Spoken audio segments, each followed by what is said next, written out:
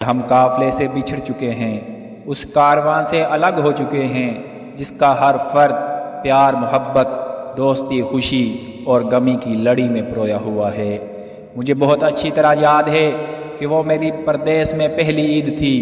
میں 5 یورو کا calling card لے کر آیا۔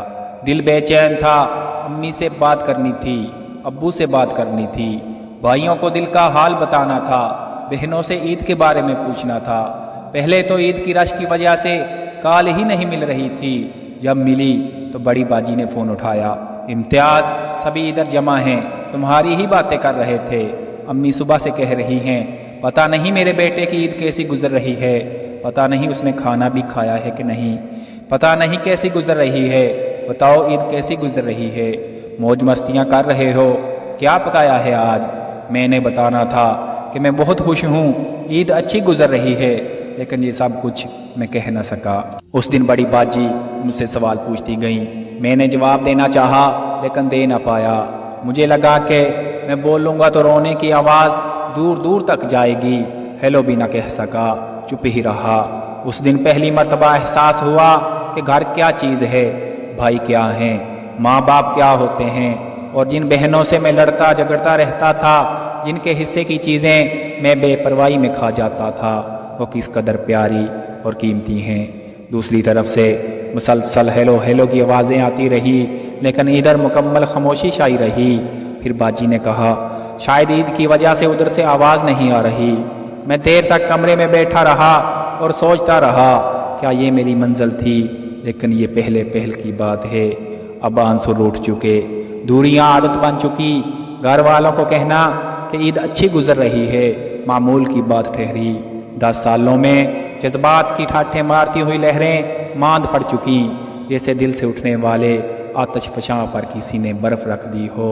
ہر چیز مقدر ٹھہری اور ہم مقدروں کے اس کھیل سے مطمئن ٹھہرے، لیکن ایک سوال جو اب بھی پیچھا نہیں چھوڑتا، اور جو میں اب بھی اس جھیل کنارے بیٹھا سوچ رہا ہوں، کیا یہی میری منزل تھی؟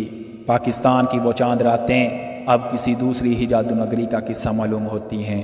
جب چاند کا پتہ چلتا تو ہم سب بچے گلی میں یہ نعرہ لگانا شروع کر دیتے، مکہ مدینہ مکہ شریف، اج چند چڑھیا پلک عید۔ گھر میں مہندی لگنا شروع ہو جاتی، چوڑیوں والی ماسی کے گھر محلے کی خواتین، لڑکیوں اور بچیوں کا تانتا بن جاتا۔ کسی کو گلابی رنگ کی چوڑیاں پسند آتی تو کسی کو فیروزی۔ رات دیر تک سوٹ سلتے رہتے اور استری ہوتے رہتے۔ عید پر آئس کریم آتی، دہی بلے بنتے اور فروٹ چاٹ بھی۔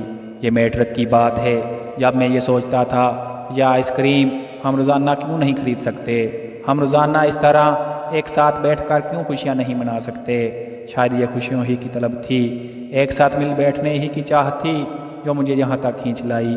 لیکن اب میں آئس کریم ہاتھ میں پکڑتا ہوں تو سوچتا ہوں، وہ لوگ کدھر ہیں جن کے ساتھ بیٹھ کر میں نے یہ کھانے کا تہیہ کیا تھا، جن کے ساتھ زندگی کے خوبصورت پل گزارنے کی ٹھانی تھی، جن کے ساتھ قدم سے قدم ملا کر چلنا تھا، جن کے ساتھ غموں اور خوشیوں میں شریک ہونا تھا، جن کے کاندھوں پر سر رکھنے کا سوچا تھا، جنہوں نے آنسو پوچھنے تھے، جس ماں نے بخار میں سر دبانا تھا، ماتھا چومنا تھا، بھوک لگی ہے کہ نہیں پوچھنا تھا، کدھر چھوڑ آیا ہوں میں، کدھر گئے وہ لوگ۔